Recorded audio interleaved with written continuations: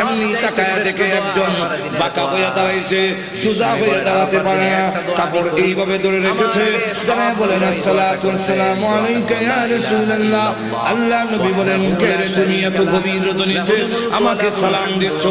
আল্লাহ নবী যেই মাত্র জিজ্ঞাসা করলেন, উনি ডাকতে, হুজুর আপনি কি আমাকে চিনতে পারেন নাই? আমি আব্দুল্লাহ।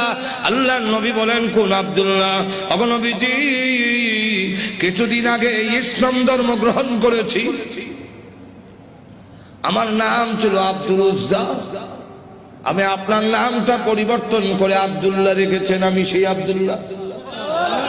আল্লাহ নবী ডাক দিয়ে বলেন, আমার আব্দুল্লাহ তো ধনী বাপ চাচা, তার বাপ চাচা ধনী ব্যবসায়ীর ছেলে, সকাল বিকাল কাপড় পরিবর্তন করে আসতো। আজকে তো দেখা যায় গায়ে কাপড় নাই, একটা কাপড়ের টুকরা পরিধান করা, সোজা হয়ে দাঁড়াতে পারে না, তার লজ্জাস্থান